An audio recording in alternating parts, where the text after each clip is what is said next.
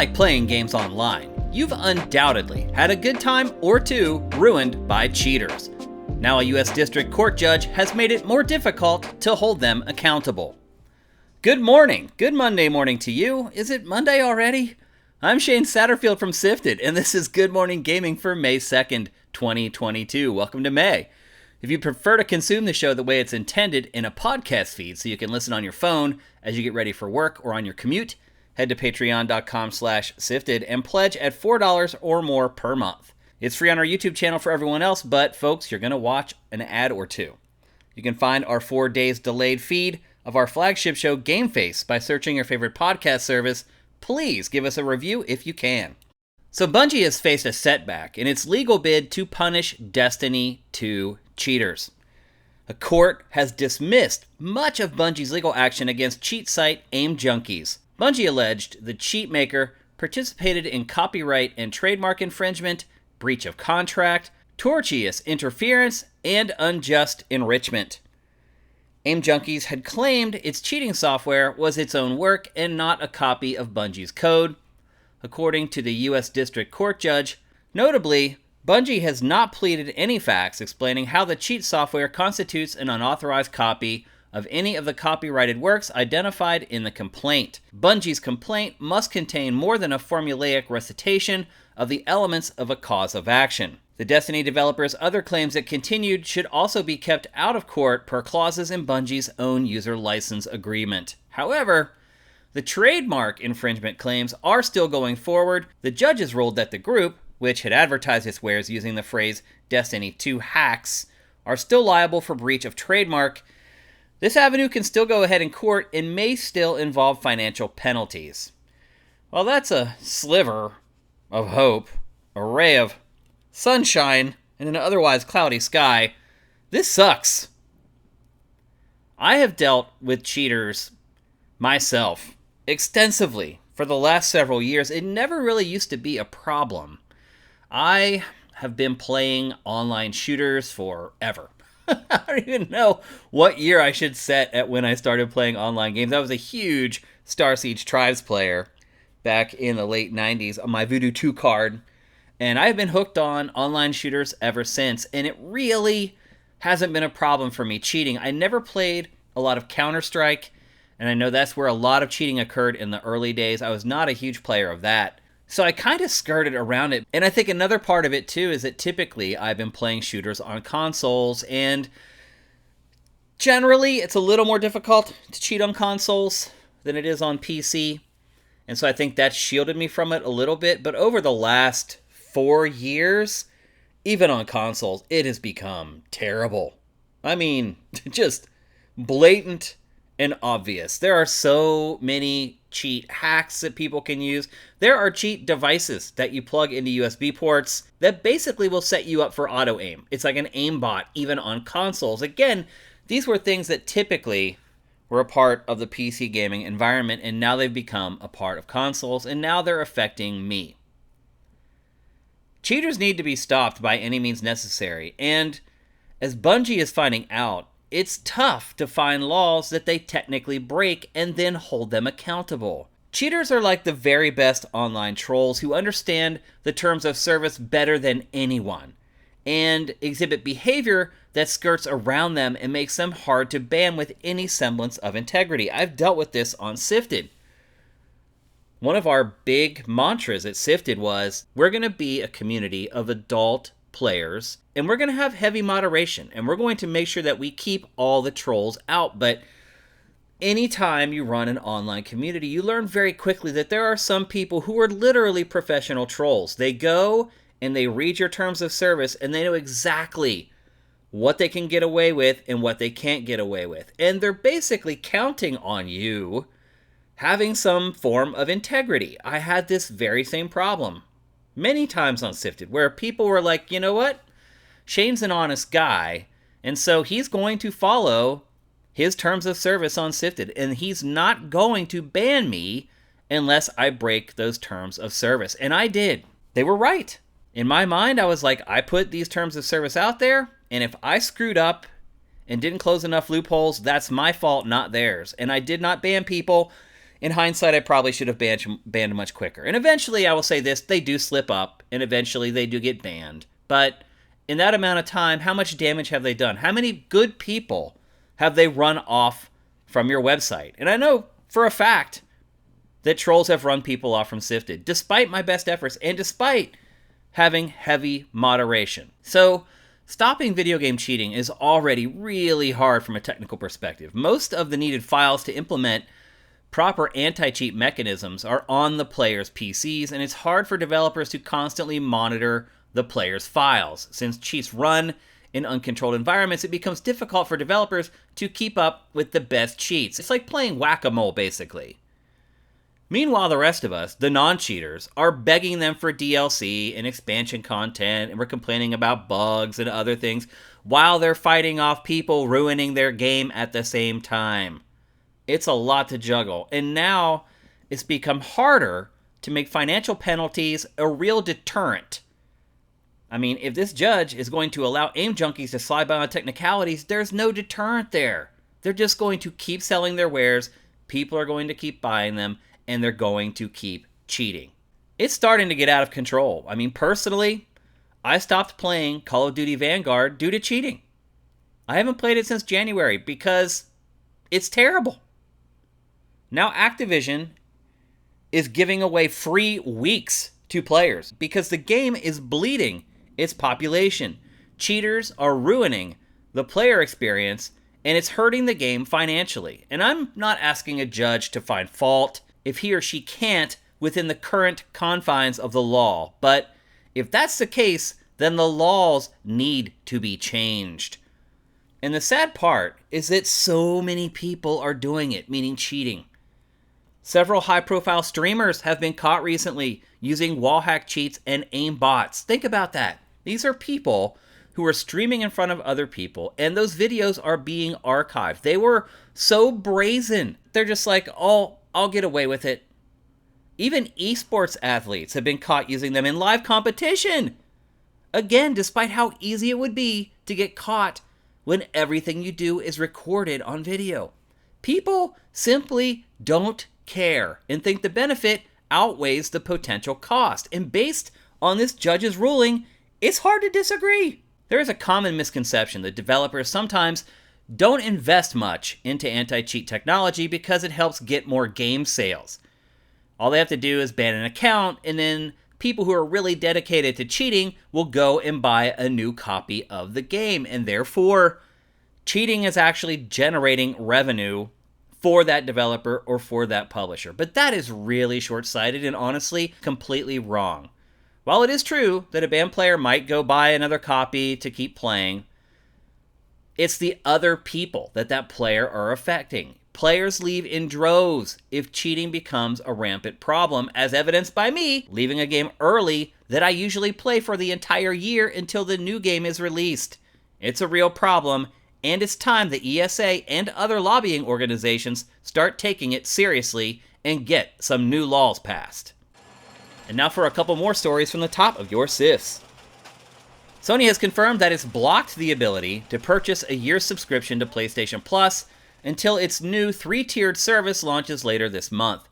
Sony had announced a continuation system last week where players would be rewarded with extra months of the new premium tier if they were subscribing to both PlayStation Plus and PlayStation Now. But now it appears that Sony has realized that players can abuse its generosity.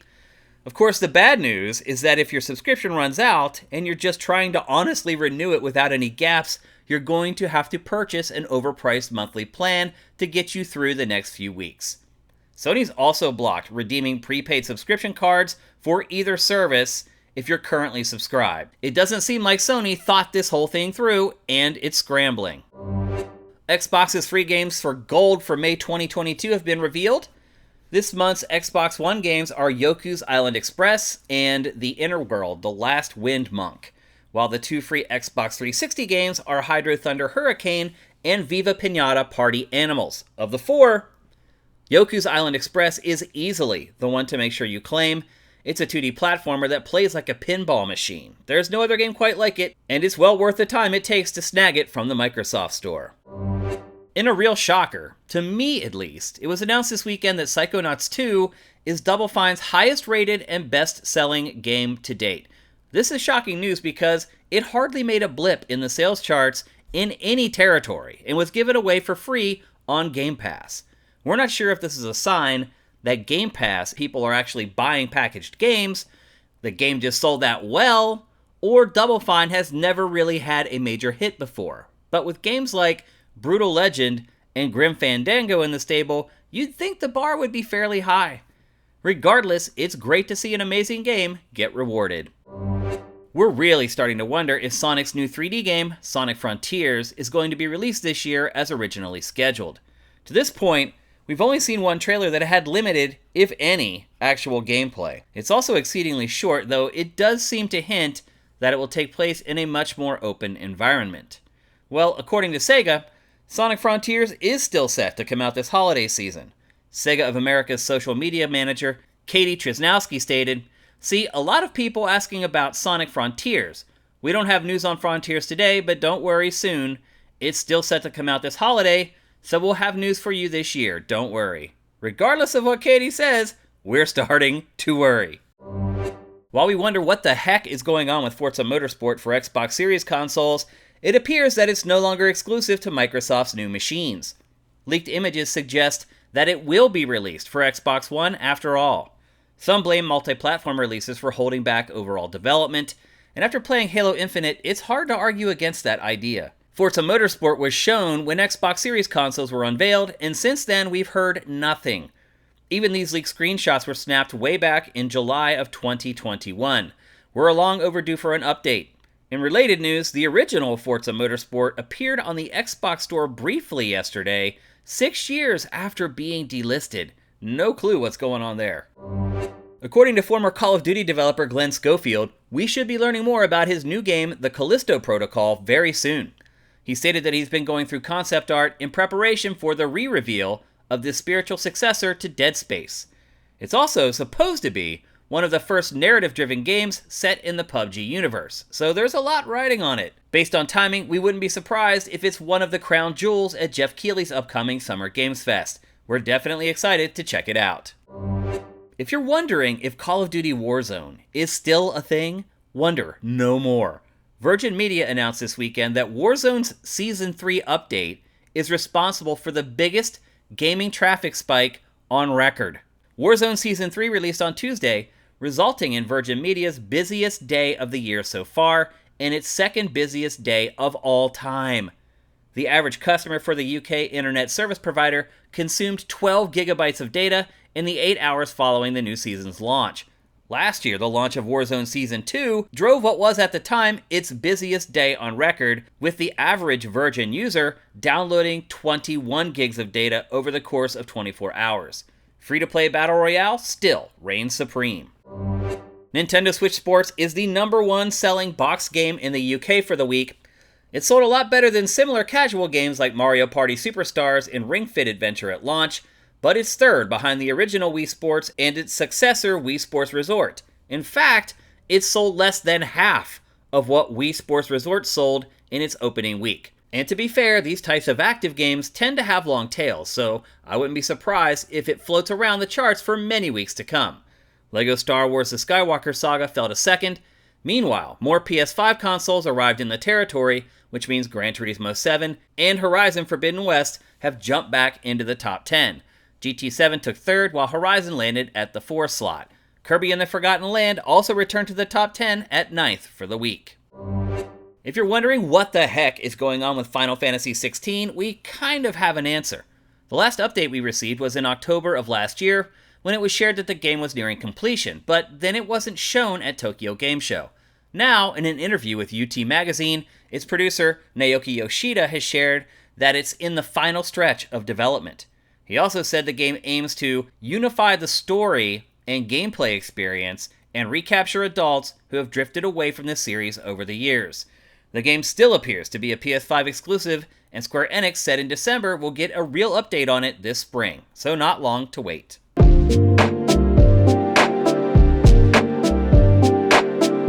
Let's take a break, and when we come back, we'll tackle today's boss fight.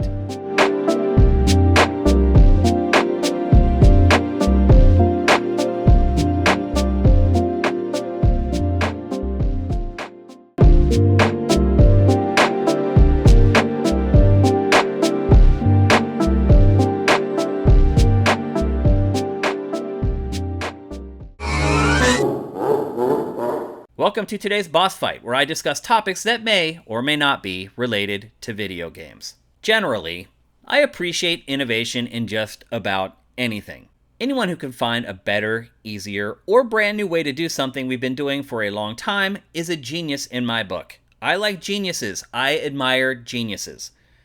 This weekend, I was going down the YouTube rabbit hole, and I stumbled across a video of Nintendo and Shigeru Miyamoto showing off the Nintendo 64 on Japanese TV direct from Space World 1995. It was like peeking into a different world, yet one that was remarkably and comfortably the same. It's truly remarkable how much things have changed, but also how they've really stayed the same. But what really struck me about this video, other than the fact that it was just mind-blowing to see a young Miyamoto so excited about video game products at the time, it was what Nintendo focused on when it was presenting the Nintendo 64.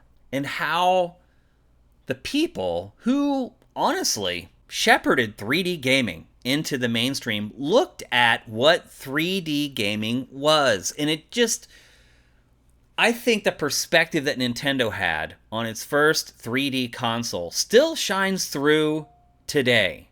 First of all, Miyamoto is out on stage with several people. It's one of those Japanese shows where it's zany and wacky and everybody's yelling and screaming, and he's kind of this calm in the middle of the storm. He has this thing that he's been working on for years, probably at that point. And he knows everything about it, and he knows how to demo it. And for the sake of TV, they give it to the hosts of the show to play. And they are just a disaster. And you can watch Miyamoto scramble to try to take the controller out of the hands of these hosts because he fears they're ruining the product that he worked years and years on by doing a horrible job of demoing it. But anyway, part of the presentation is an interview with Miyamoto where they ask him questions, and one of the first things he says is, everybody looks at the Nintendo 64, and the first thing that they think about is the graphics, how the visuals look.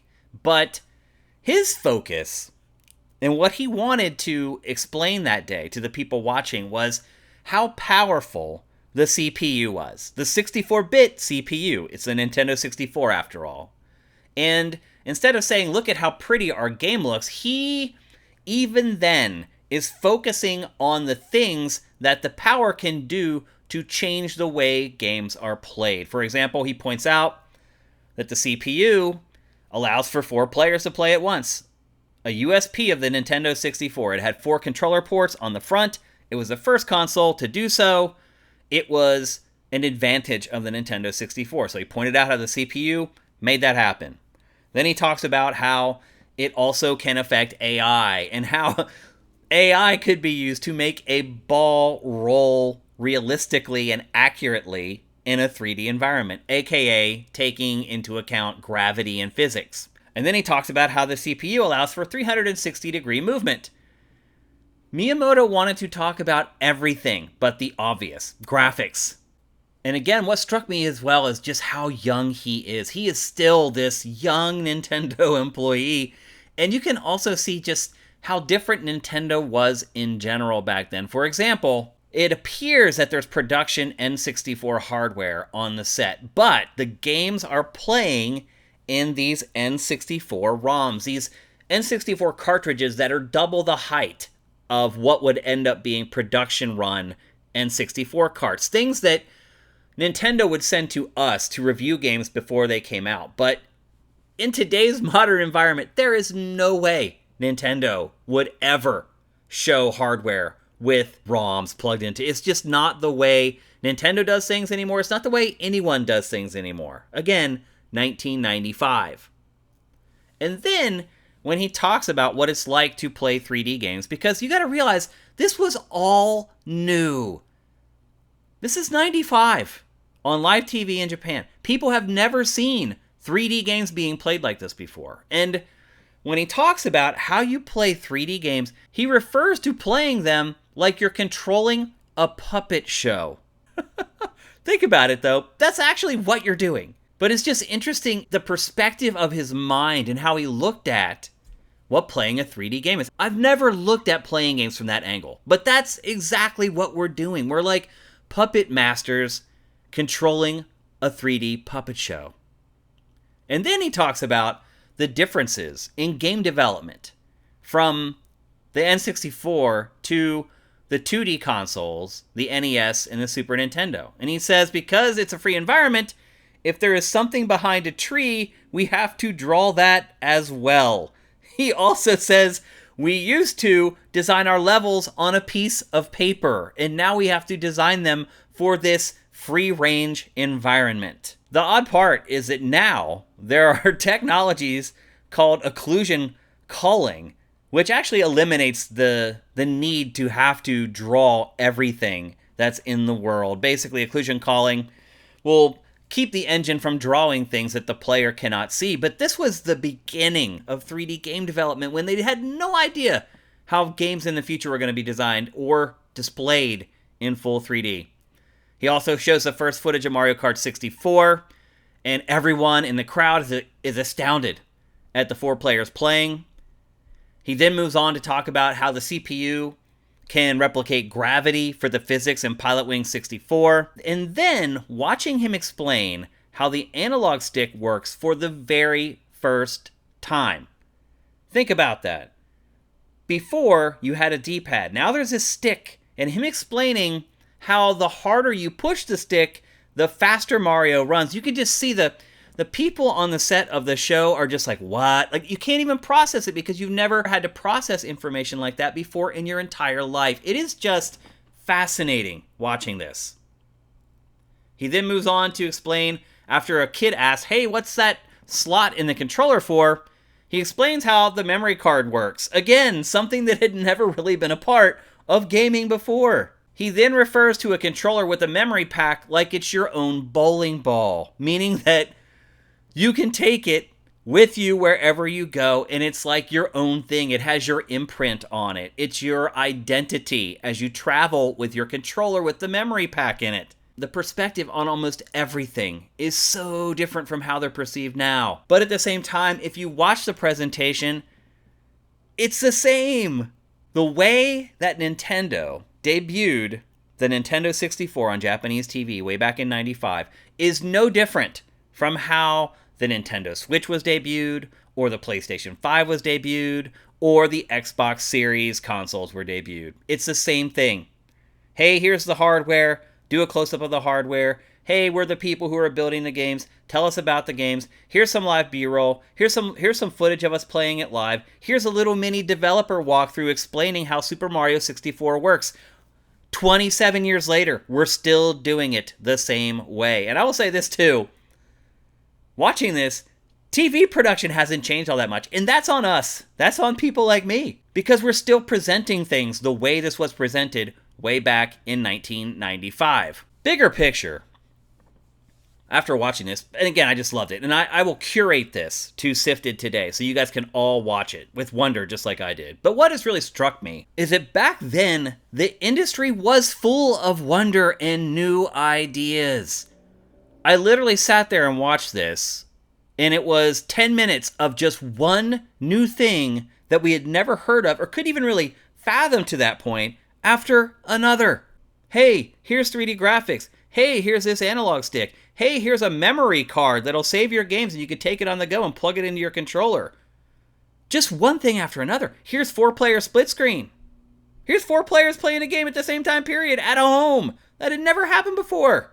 And it was just one after another after another. But everything has changed now. Now it's all about small minutia and nuance. Minuscule shifts in game design or rules to existing modes. The 2 biggest innovations from the last 5 years are games with DLC that keeps coming and a last man standing mode. Or maybe it's Xbox's accessibility controller. Regardless, compared to 1995, that's pretty pathetic. And look, I get it.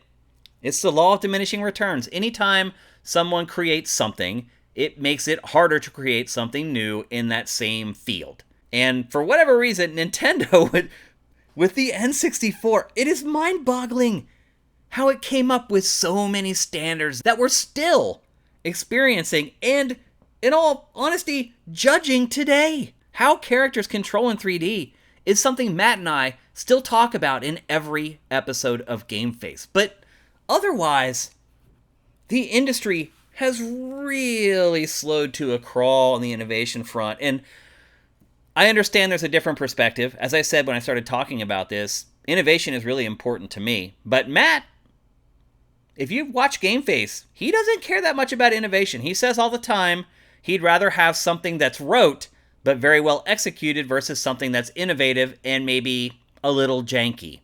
I would lean more on the innovative side with the jank. And again, that's a matter of perspective. Your mileage will vary on that statement. But there's no denying that developers and hardware manufacturers have really become risk averse. We need Nintendo in the hardware market because without Nintendo, it's over. Without Nintendo, all we're going to get is just more powerful and more of the same. And the games aren't going to become innovative because the cost of development is going to keep going up. Developers and publishers are going to become more risk averse over time, not less. We need Nintendo's hardware. And if you look through all the time since 1995, where has all the innovation come from? It has come from Nintendo. Time and again. It doesn't give up. A lot of companies, after something like the Virtual Boy or the Wii U, they would give up this whole innovative streak that Nintendo has been on for, honestly, the last 27 to 30 years. But it hasn't. Nintendo's one attempt to capitulate and become part of the group was the GameCube. By its standards, a miserable failure. Barely sold 20 million consoles. And it did learn from that.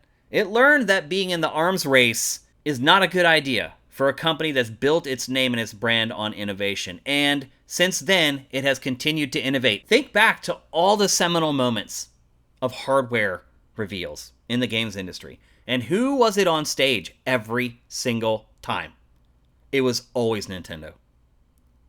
With its handhelds, its DS with the clamshell design and 2 screens, whether it was a 3DS with 3D that you didn't need glasses to see, which still, I don't understand how that works. It's still like witchcraft to me. Onto motion controls with the Wii, and then obviously the misstep with the Wii U, and then more innovation with this console handheld hybrid, the Switch. It's astounding. When you really look back and think about it, everyone else has been imitating, scared in the corner, afraid to take risks, while Nintendo is just like, whatever. And that's what really hit home for me watching this, is this grainy SD video of Nintendo doing 27 years ago what it's still doing today. So I just want to say major props to Nintendo. I hope it never changes. I know people say all the time, I just want a Nintendo console that's as powerful as whatever the PlayStation is at the time or whatever the Xbox is at the time. And I think I've caught myself saying that once or twice throughout my career, but if I did, that's wrong. I was wrong. Nintendo is doing exactly what it should be doing, and I hope it keeps on doing it.